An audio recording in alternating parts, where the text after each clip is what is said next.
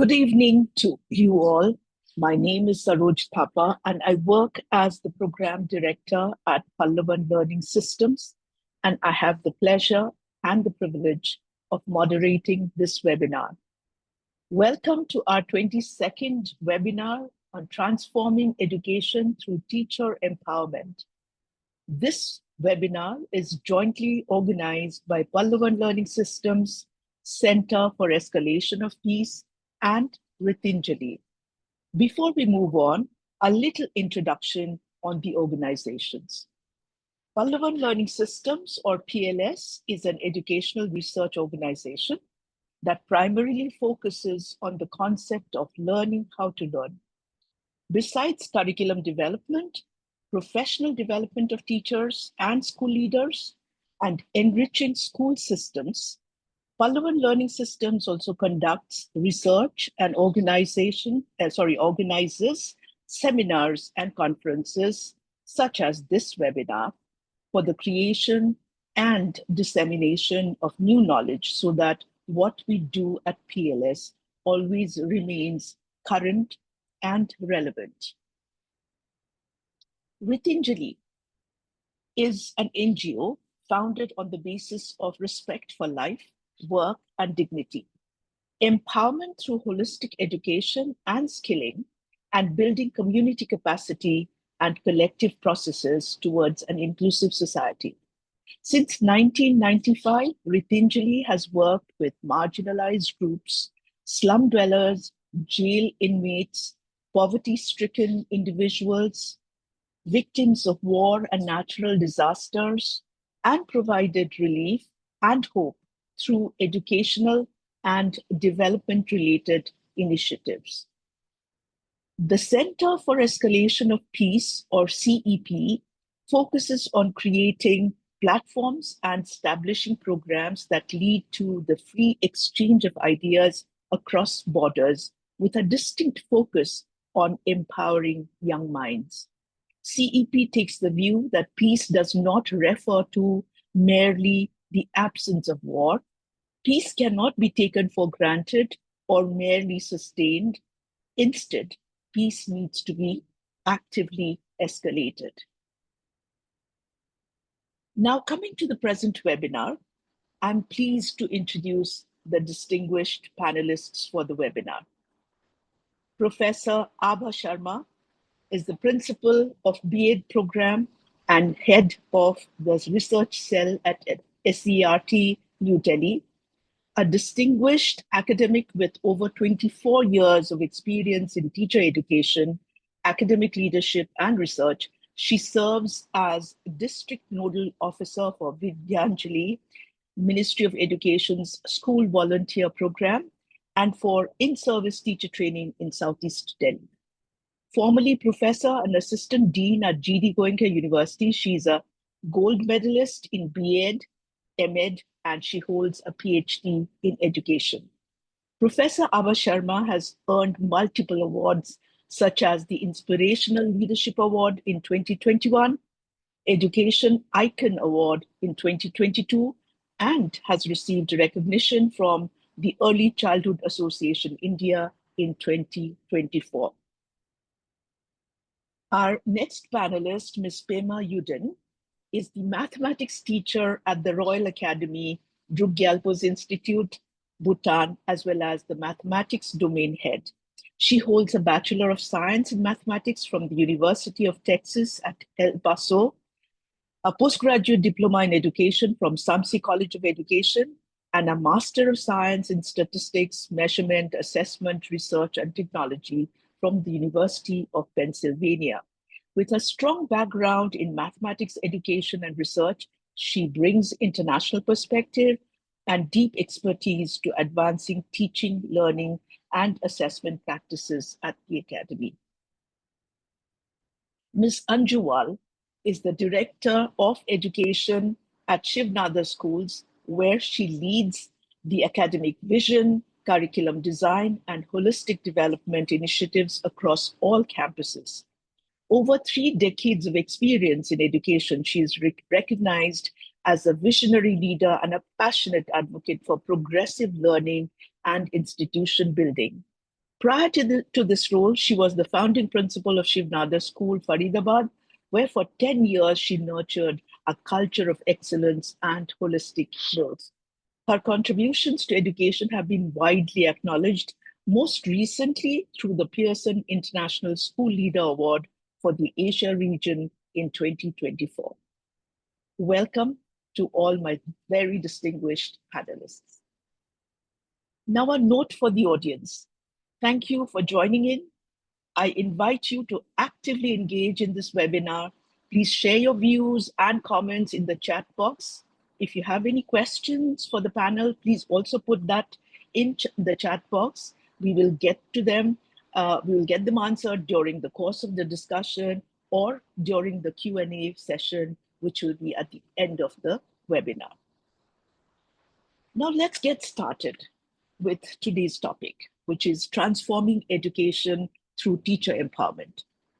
Because there is unanimity about the thought that teacher empowerment is essential for transforming education and improving learner outcomes. But how do we go about it? Let's hear from our panelists. So first I will ask Professor Abha Sharma. Abha, you take care of the teacher preparation program, the B.Ed, as well as the in-service teachers program. I invite you to share your views on how does one empower teachers. Over to you. Thank you, Dr. Thapa.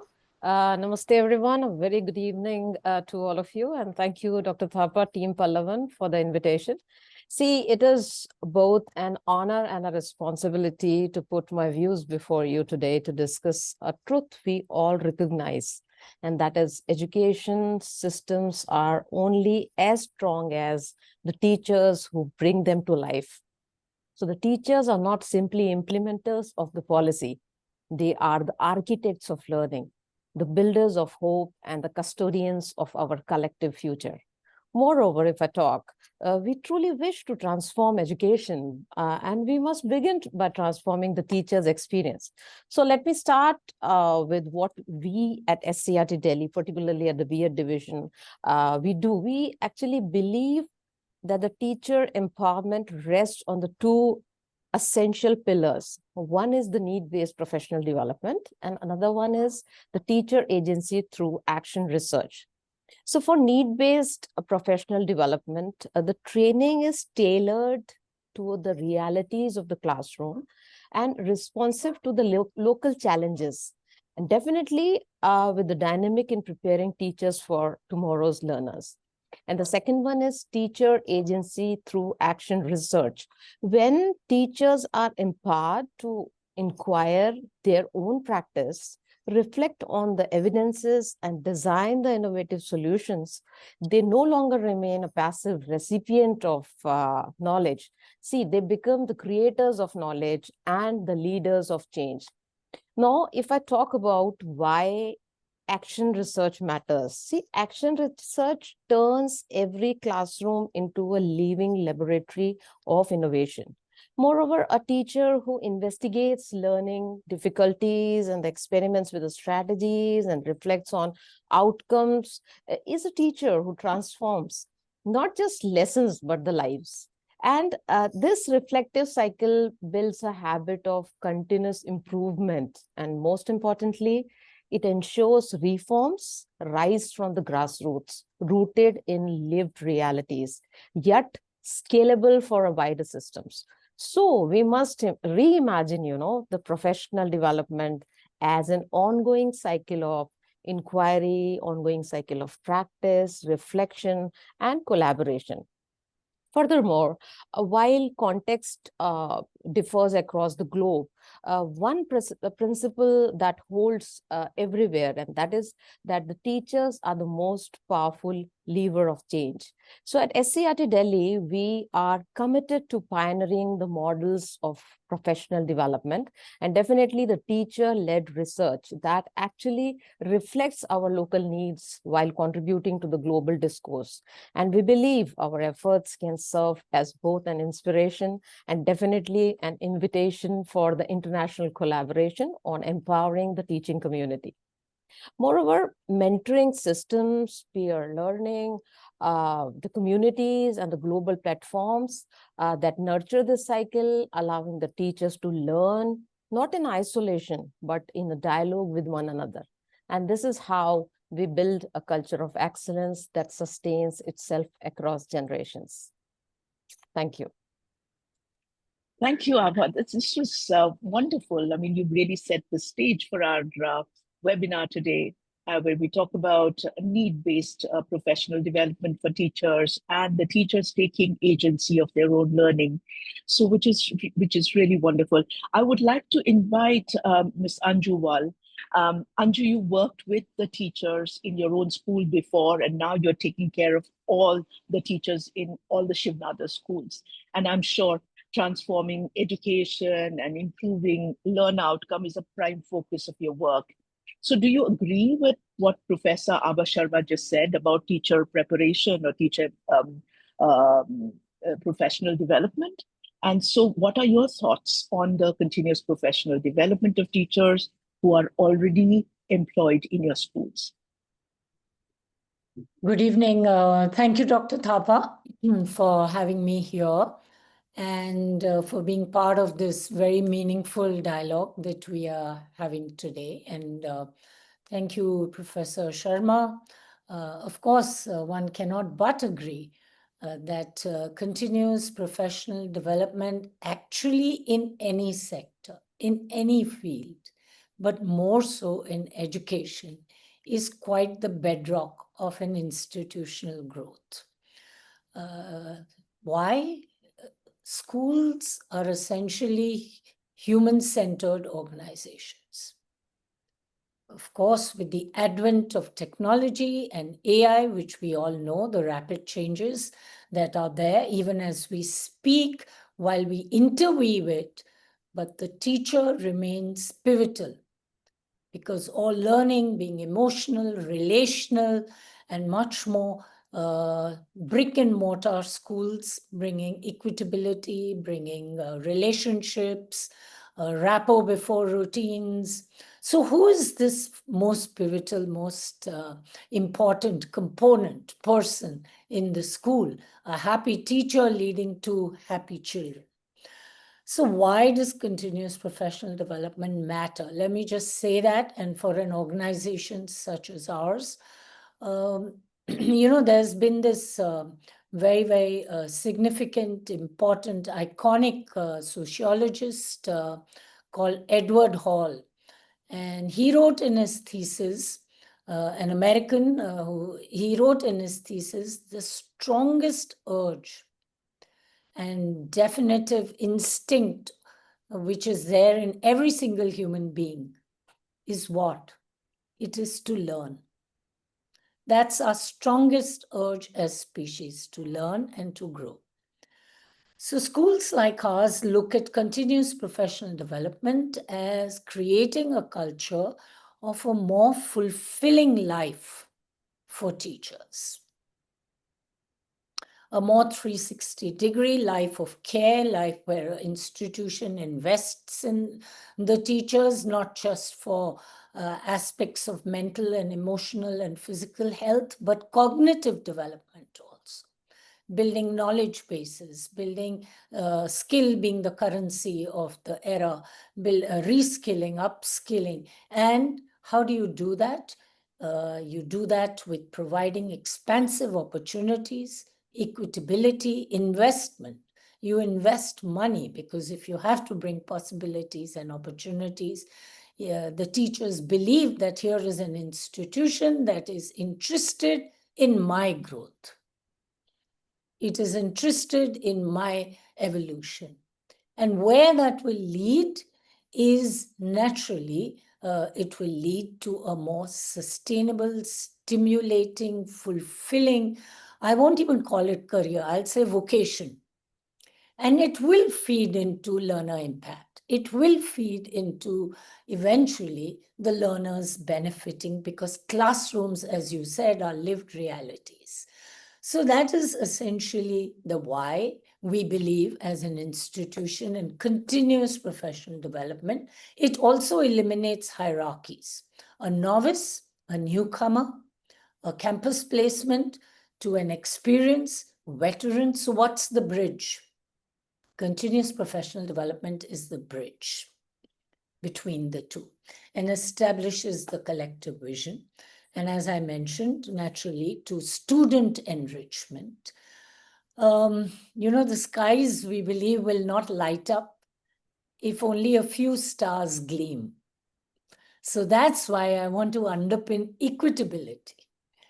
If we say every teacher must have a growth chart of 100 continuous professional hours in a year, while the national curriculum mandates 50 hours, but we want to look at all our nano, micro, macro opportunities, where we say, let us look at something more aspirational, something a little above and beyond just the call of duty. So it is building a safe ecosystem where there are professional learning systems, where teachers feel they can seek each other out, they can collaborate. And the concept of, you know what our continuous professional development is called? It is called I, 3 A's, and an M. I am the philosophy of Ubuntu, which says I am because who we all are.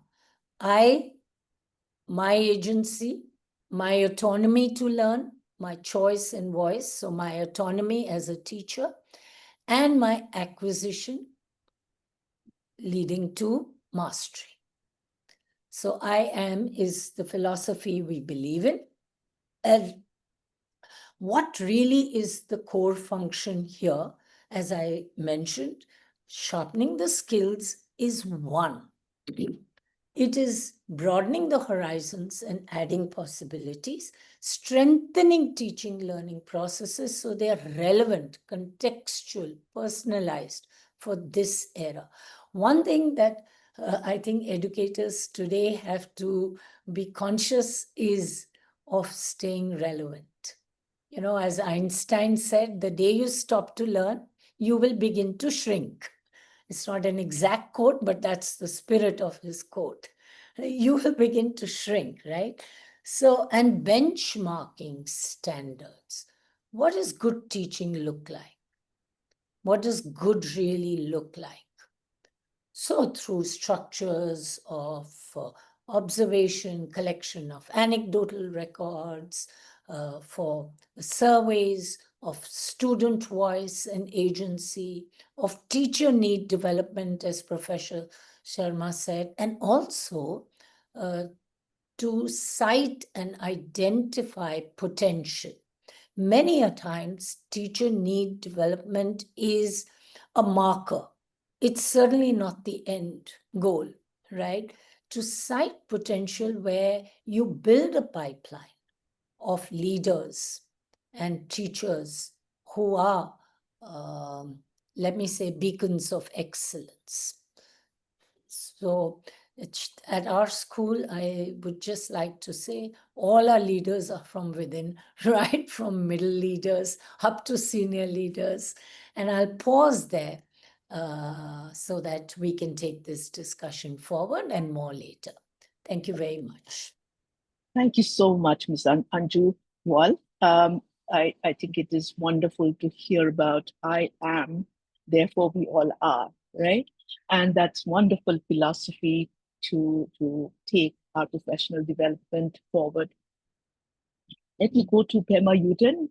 Pema, you are a teacher and at the same time a domain head or the head of the department. You also need to think about upgrading the knowledge and skills of your colleagues, right, along with your own. So would you share your thoughts on teacher empowerment through pre-service training or the continuous professional development when they're working with the schools? Yes, hello, good evening, everyone. First of all, I'd like to thank Dr. Thapa and the team for inviting me to share my thoughts today. And having spent more than half my life as a student within the schooling system, and in recent years, having become an educator myself, I've seen and experienced firsthand the powerful impact of empowered teachers. When teachers are given the agency and support to work on their professional and personal growth, I believe that it directly enhances the learning experiences of the students. And when we talk about teacher empowerment, I don't just think about workshops or like one-time training sessions. I think it's about trust and autonomy. It's about giving teachers the space to make decisions, to try new approaches, and to shape learning based on what they know work best for their students. When teachers feel trusted and supported, they begin to see themselves not just as people who follow a curriculum, but as creators of the learning experiences. And I think all of us will agree. At some point, all of us have been a teacher or a student or both. That it is during these times when teachers feel confident enough to experiment, to reflect, and to grow. That is when the classrooms really come alive. And as Professor Sharma mentioned earlier, I think action research is a great way for teachers to practice this autonomy. For teachers at the Royal Academy, with help from support from Dr. Thapa, we work on action research on topics completely of our own choice. For example, this year I'm working on finding the relationship between self-affirmations and mathematical performance with grade 10 students. And this is something I chose just based off of things that I had been seeing on my social media. And I wanted to see if there really is a relationship between self-affirmations and academic performance. And I realized there wasn't much academic research done on it. So that motivated me to choose this topic. Similarly, other teachers choose topics based on their own interests and often collaborate across domains and across grades. And ultimately, I feel that empowering teachers isn't about a single program or a policy, but I agree with the other panelists that it is about creating a culture that values growth, trust, and individuality. When we invest in teachers, whether it's financial investment or investment in terms of time and support, we don't just strengthen the classrooms or the teachers, but we transform education itself. Thank you. Thank you so much, Pema. And I think all of us actually have agreed on the need for continuous professional development and why it needs to be need-based and it needs to have teacher agency for it to be effective. But let me take this conversation a little away from theoretical and ideal to reality. And as you know, that I mean, it's not just India, whole of South Asia, and almost everywhere, actually, that there is this feeling that teacher professional development doesn't really prepare you for the reality of facing diverse classrooms where you have students coming from all walks of life, and therefore, when you go into the classroom, you are unprepared. And the support that you get while you are teaching, the continuous professional development, happens. I mean, it's not that it doesn't happen. Every school seems to invest in professional development every year, year after year. But then you also hear a lot of principals, school leaders complaining that the effect of these professional development programs is short-lived. I mean, teachers are very enthusiastic after the professional development and may use some strategies in their classroom, in their lessons, but after a couple of months, they revert back to old ways of conducting their lessons, right? We hear this. And also, we've also heard from the industrialists, leaders in the job market, who talk about when students actually enter the job market. They are not really prepared. They have to be retaught. And so in this kind of dichotomy, where you have the most ideal, like what we talked about, and then you have the reality, which is very distinctly different, what should we be doing? How can we bridge that gap? Shall we go to Professor Sharma? Yes, I think that teachers' empowerment must be supported at a systemic level, because leaders and policymakers need to provide time, they also need to provide the resources and recognition for teacher-led initiatives. So technology and the professional network can further amplify their voice and connect them across the contexts, but always as enablers of agency, not as replacement of it. So if we really want a lasting educational transformation, we must reframe teachers not as implementers of policy, but as co-creators of change. And empowering teacher is, in fact, empowering the future of education itself, I think. Yeah, thank you. Okay. Thank you. That's beautiful. Anjumal, your thoughts on this? Yes. So I completely agree with you that what we need is a sustained program. Anything that becomes by default a habit. And for that to become a habit, there has to be a process, there has to be a structure, a scaffolding. So therefore, it needs to be a systems approach, which is very important. We know that there's aspiration, there's a goal, but where is the system to support all this? So clearly it needs to be an iterative process. It needs to be factored in the school calendar. Days need to be allocated, which are sacrosanct. Hours need to be allocated, which are necessarily and essentially only to be utilized for professional development, whether they are internal or by teachers within or by external. And teachers, and this needs to be tracked. So there have to be tracking measures.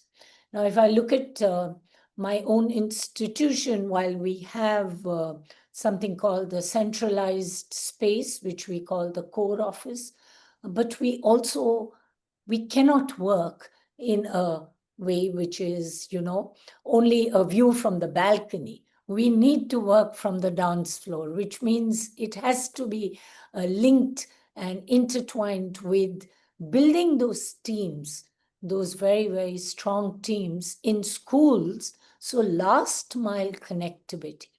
If today a group of teachers go and attend say a workshop, by example, then do we have a system of filing your reflections, of putting it in on a platform, of measuring whether that was a credible place to go? Should we send more teachers there? And what were my takeaways? What have I brought back? What can be brought into the classroom to lift the teaching learning design? So there is a whole flow chart, and there are documentations and I think those are very significant to a systems approach. And yes, it must eventually align with the school vision. Why are we doing what we are doing? So the what has to be, and the how also is very important to the why. Thank you. Thank you, Anju. That's beautiful. And I think we have a participant in the audience who's also sort of adding to this conversation. Sudhanshu Joshi is saying that the big challenge remains there are two critical areas of teacher support. One is the education systems, how to unshackle the education systems to serve better the teachers, to become champions. And another area is to provide opportunity for teachers' collaboration within their community of practitioners. And I think, Anju, what you said just now about the systems approach to bring about this change, I think is very, very relevant. And about the teacher collaboration also, that's a big question. how do we do this? Do we do this at all? I mean, of course, we do this in these, special centers of learning, but do we do this in general for where every teacher, where every teacher has this opportunity to collaborate? Do we have that?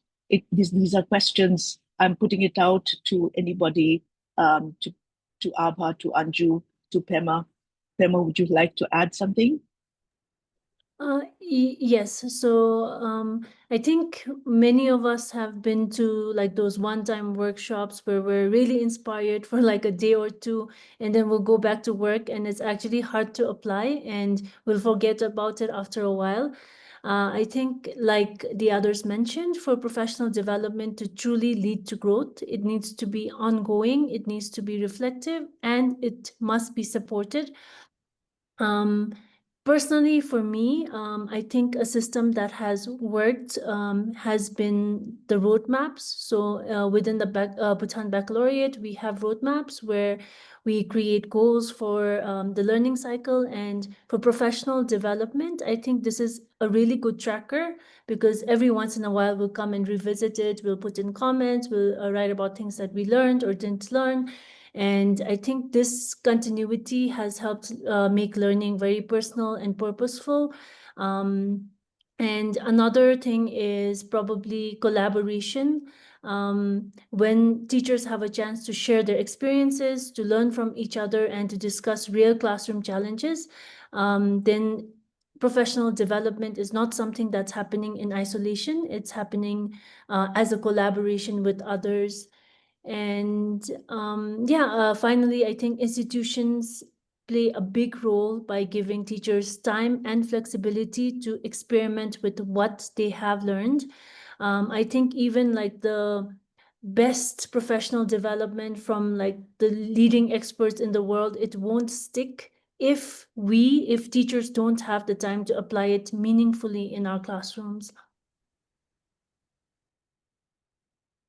That is so true, that we need to have a system that actually allows a time and space for all these to be practiced, right?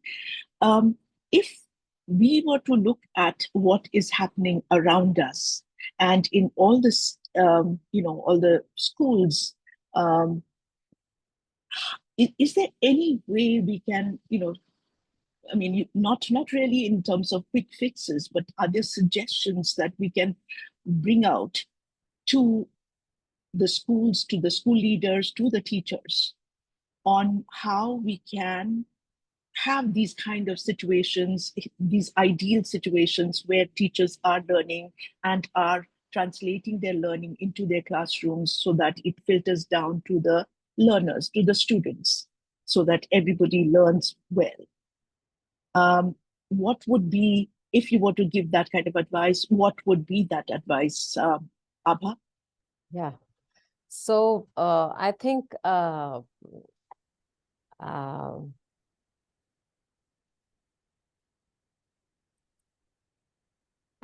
that we should not invest right now in the buildings, in the curricula, or the technology, but definitely in the professional capital of teachers, because teachers are the people who carry forward every reform into the reality of the classroom.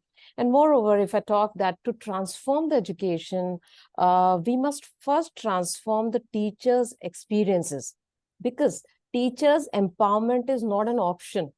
It is a pathway to lasting change, and that's what is the constant nowadays. Furthermore, we cannot deny the fact that empowered teachers will create the empowered learners. So, and together, definitely, they will shape a more inclusive and equitable and a dynamic world. So I think that the teacher needs to be brought into the mainstream so as to fulfill all the loopholes or the gray areas into the education at present at the grassroots level. Thank you. Wonderful. So there is also a question in the chat. Can the panelists touch on what role does trust play in empowering teachers to experiment and take risks in their classrooms? it's very much in line with what Abha just now said. Anju, would you like to comment, or would Abha like to come back? You know, this question's read my mind. When Professor Abha was speaking, I was thinking that how important the relationship of trust is. And exactly what Pemas just said, that you go to a workshop, you're so inspired, you want to come back. And it's not always because of lack of time, or you get sucked into the routine as a teacher, or the rhythm of the school, that you don't find time.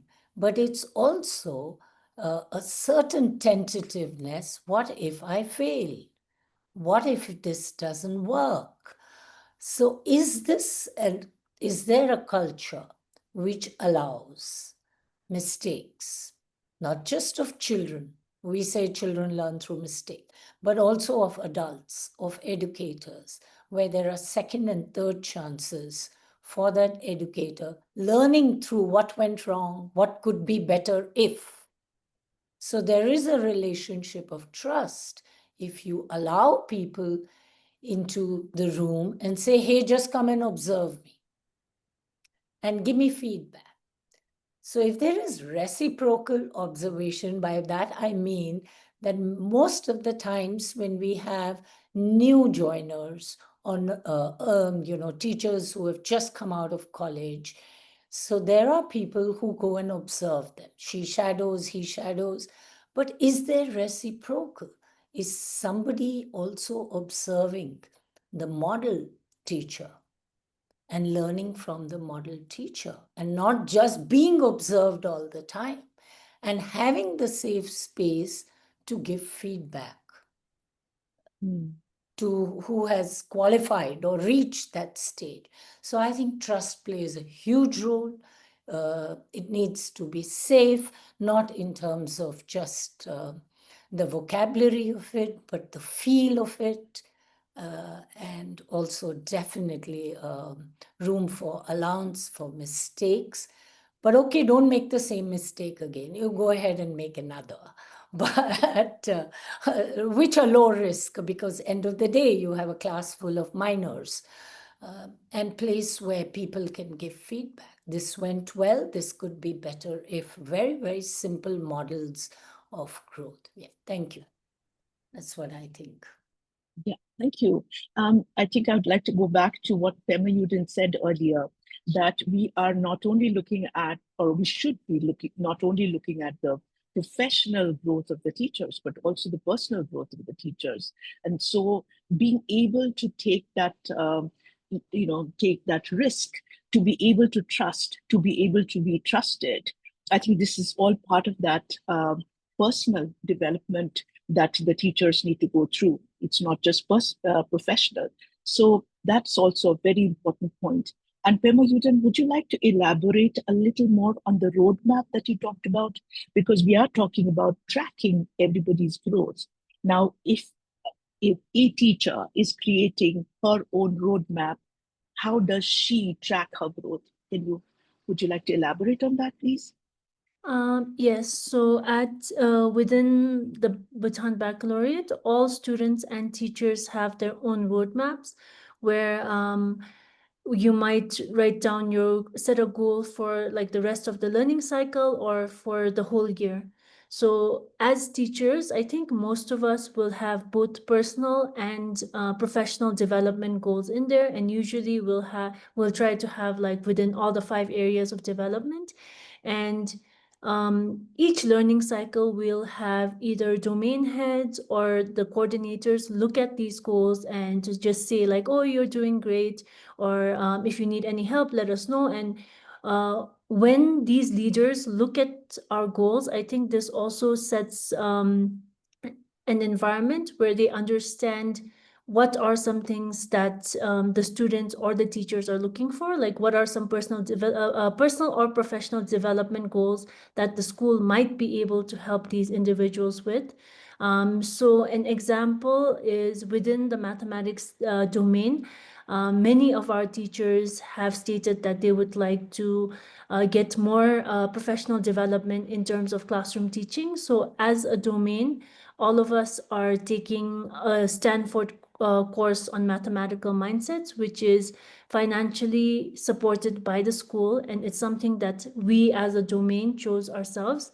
So I think this kind of support from the institution is it's really motivating and encouraging. And in addition to what Professor Abba and Anju said, I think leaders also should model openness, something that is that doesn't require a lot of investment in terms of like resources. It's just like openness, listening without judgment, encouraging honest conversations, and treating mistakes as learning opportunities within the school. It gives teachers to the permission to do the same with their students as well. And I've seen how powerful it can be when we have open discussions in our meetings. Like sometimes a teacher might admit that a particular strategy didn't go as planned, but instead of that being seen as a failure, it is a valuable group reflection so that all of us can learn. And I think that a leader, whether it's a domain head, a coordinator, a principal, their role is really to build like a culture of trust and openness, so that there really isn't much judgment, and everyone can be open about their own practices and failures. Thank you so much, Pema. I would like to bring to the notice of all the panelists that there is one question or a comment by Pavan Talati, where he says, in the workshop, we talk about different activities and competency-based learning, but when it comes to real-life classroom teaching, we, the teachers, are supposed to follow the curriculum set by CBSE, especially in senior classes. Most of the syllabus are outdated and theoretical in nature. How to deal with it? Any suggestions? I think just to make it clear that Pavan Talati is one of my student teacher in, I think,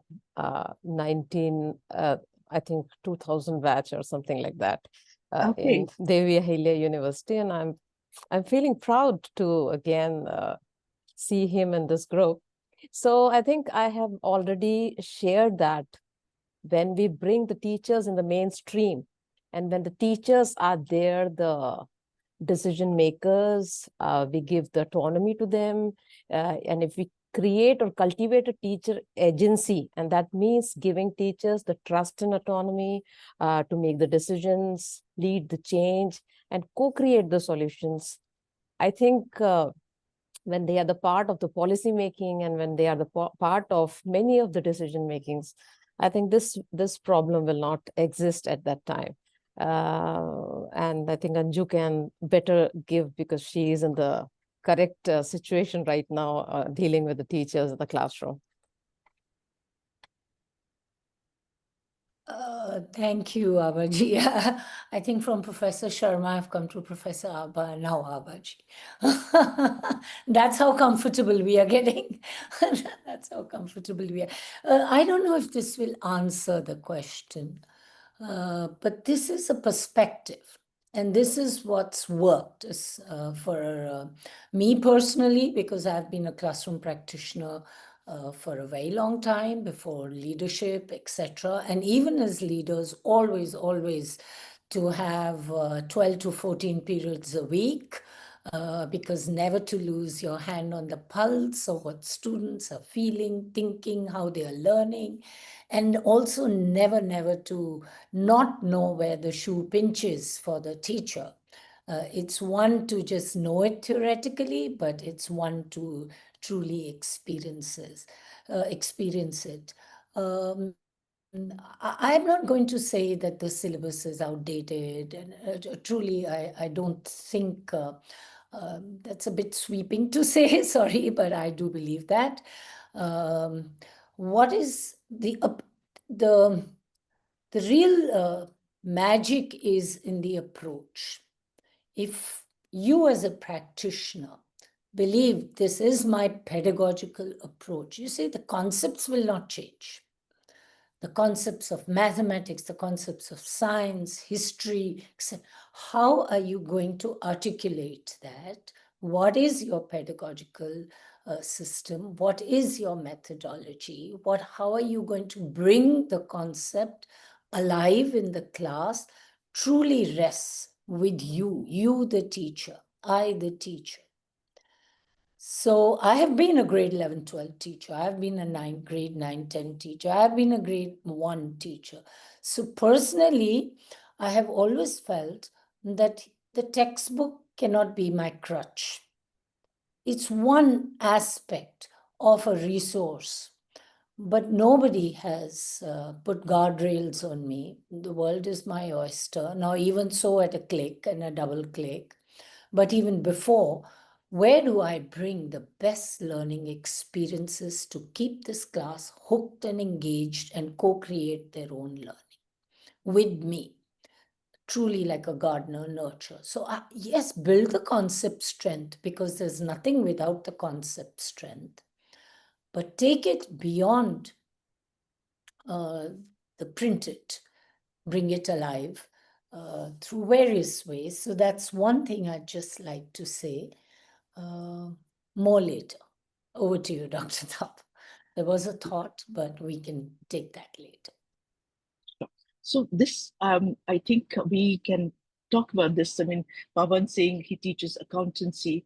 So the concepts and the curriculum may not really change. They are always there. And like Anju said, we don't have to follow the textbooks to the T. We have the understanding of the concept. We have that depth of knowledge to take it out of the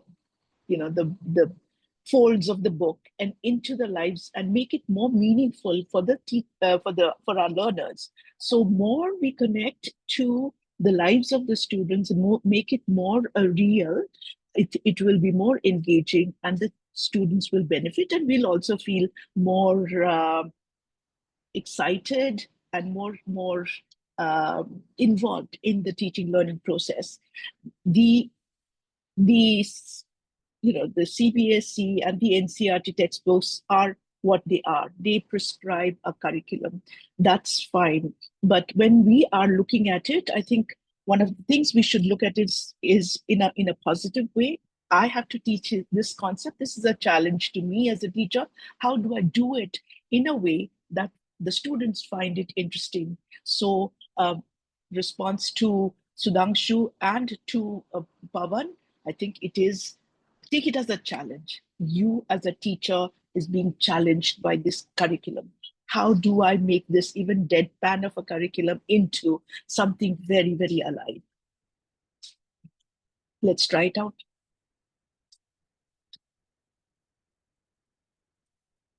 Okay, so there is one question which actually asks Ms. Wall. She spoke about the importance of mental health. A question to elaborate more: how can we address a teacher's mental health in day-to-day school activities? I think all this tension about the curriculum and too much work and too little time and not having enough support, etc., does lead to a lot of stress and mental health issues. Over to you, Anju. Certainly it does. And I think the hardest profession in the world is to be a teacher. I quite recognize that. And I think we all recognize that. It took me years to understand why was it ever called the noble profession, and what's so noble about it. And when it did, like an epiphany, that, there are very few professions in this world where the element of sacrifice is so interwoven. You sacrifice your time, you're constantly thinking about that child. How is he going to learn? How am I going to, raise the floor, not just push the ceiling? How am I going to get my whole class up to a particular not just a minimum ability, but to be the best version. So you're always and always engaged. Most of the times you hear teachers when they say, my children, I have 32, 92, and then suddenly people who are not in the sector realize, oh my God, these are teachers who are talking. So truly, it is a hard profession, more so because of so many influences which were not there. And we recognize these influences. We recognize the parallel universe that the children have now. It's truly the influence of social media. I don't need to really labor the point. We all understand what is the influence of internet. And I'm not blacklisting it because we understand that when we were younger, TV was a big thing and parents said no watching TV. So every age goes through the revolution. Having said that, mental health of teachers as an organization, you got to make it center stage. You got to believe, there has to be a core belief that our teachers are going to be seen and heard, and there will be active listening, there will be recognition, and there will be structures. So all this is great. Develop yourself professionally, have a fulfilling career. It can. How are we freeing up their time to read? How are we looking at their workloads? How are we looking at their timetables? Are we saying we are a progressive school and, oh, but you got to do 32 periods a week or 34 periods a week? Or are you actually giving teachers time out? Because reflection truly means some thinking time, peaceful, calm time. So I'm saying we got to also build those structures which contribute. So there are many variables, summing it up, which will contribute to mental peace. Are we giving them a coach and a mentor? Are they finding their own coaches and mentors who have their back? It's not just the school head. Is it their coordinator? Okay, that's great. But if it's not their coordinator, then who is it? Is there a buddy system in the school? Yeah, thank you. So if you allow, can I speak something, because mental health is my area, so I am not able to stop myself. I'm sorry for that. But see, I think this should be an initiative both from the part, from the point of view of principal and the point of view of teachers as well. It's how the individual take the situation, as you need to go for theory given by Kobasa. So she has given a beautiful concept of hardiness. You need to be hardy because the life is a challenge every day, every minute, and every second. You cannot deny the fact that it's a kind of a very difficult situation for many of us. I mean, may not be for you, but for many of us. So she has given 3 of the C's of hardiness, that is commitment, control, and challenge. So if you take the challenges as opportunities, definitely you're going to success. Then how much you control, how much you have the power of controlling your emotions, your emotional quotient, and rest of the things. So in that situation of stress, or in that situation of mental, whatever the problem is there, how you control yourself is the best way, how you pose yourself, how your personality comes out. And what commitments, definitely whatever you have committed by hook or crook or any way, in a very positive way, you need to present that, and you need to, fulfill all the commitments, whatever you have made.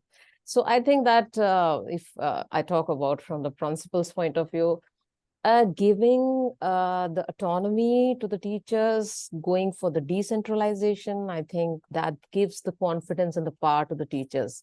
And I believe that if I talk about many of the schools or the institutes where it's difficult to go into the principal's room, it's too easy and it's too much beautiful if you come inside my room anytime, any of the student teacher, any of the staff member, any of the teacher with any of the problem, any of the situation, I'm always ready and I'm always there with them.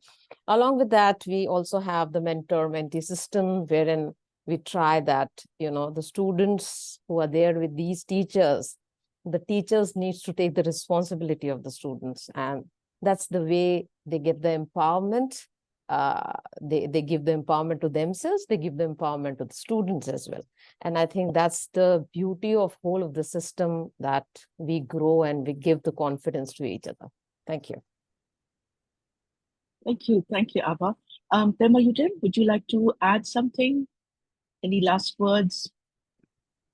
Yes, just regarding the mental health of teachers.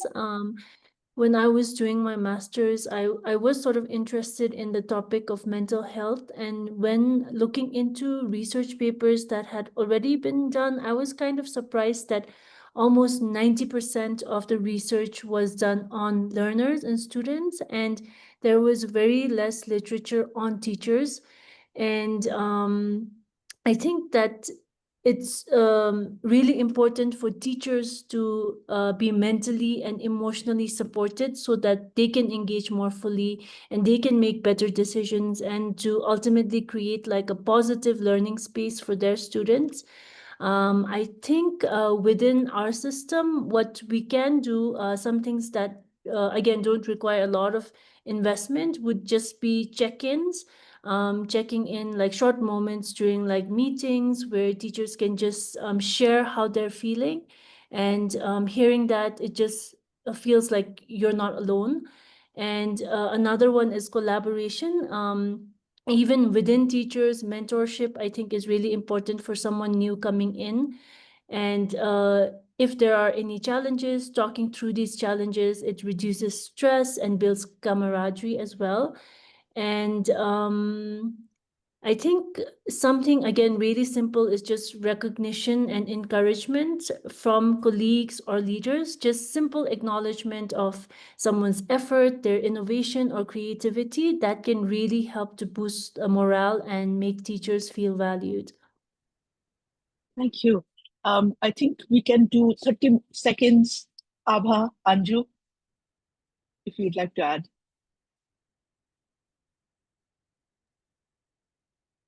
Okay, so I'll start because I'll focus on the training now.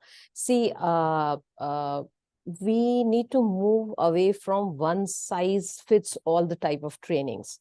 So teachers faces the diverse realities in the classroom, and their professional development must be need-based, as I already told you. It should be continuous and it should be practical. So sometimes that directly supports their classroom challenges. And when the training is relevant, teachers feel respected and are more motivated to implement new ideas, I think the change will happen and the empowerment will exist. Thank you. Thank you, Abha. Anju? Yes, certainly. I think the culture of care and the culture of accountability go hand in hand. What you said, commitment, I will say accountability. So, whilst the teachers feel the culture of care, there is an accountability, and we all hold ourselves accountable, all of us. And I think simple measures like small steps do go a very long way. A pat on the back, a smile in the morning, building this whole absolutely sunny disposition in the school, the calmness of leaders in moments of crisis. Nobody likes flapping leaders. I mean, everybody likes leaders who can hold their own, because it just builds a very safe and secure environment. And building structures. And I do feel that these are not things which are out of reach. And I quite like the fact that as for children, nothing is one size fits all. There, everybody, just let's meet the teachers where they are. So when we say pace of learning, where are they at this moment? And we could meet them there and take them, move them up from there, or move them wherever they would like to be. So there is this choice, and also what they can't see. We'd like, say, if you want to build a future leaders program, people want to sign up for a program because they have aspirations to grow. But there is also a process of how you can sign up, who you are in the organization or what your competency at that moment is. So if it's open, transparent, and if it is impartial, people recognize that, and it builds respect and responsibility. Thank you so much, Anju. And there are some questions, but I think they are Pema Dorji and Dorji Dema. Probably you came a little late and you're asking the questions that we actually talked about earlier. So please do wait for the transcript of the webinar and you'll probably get your answers. To all those who feel that, oh, my school doesn't provide the system, doesn't provide that space, doesn't give me that opportunity, what the panelists said is take it upon yourself. You be the change that you want to see. You can start talking about, you can start talking about how we can go beyond the textbook, how we can make it real life, applicable in real life, how we can make it interesting for the learners. Just because we feel demotivated because of the situation, let's not make it worse for the learners. Let's try to be that change that we can bring about in the lives of the students and in the lives of the school in general.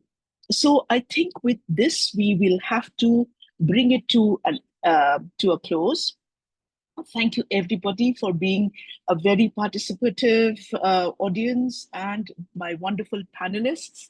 I think I am speaking for everyone when I say that this webinar has been indeed an enriching experience for all of us involved. It has helped us to understand that empowered teachers equipped with both need-based knowledge and skill and the autonomy to act and become powerful drivers of inclusive, equitable, dynamic learning environments. Investing in effective teacher empowerment is therefore the critical path towards achieving lasting educational transformation that benefits all learners. That is a given. But when you do not have that system in place, I think we can take upon ourselves to be that leaders of change. Each one of us can try at our own micro levels, and then let's see whether we can actually transform education.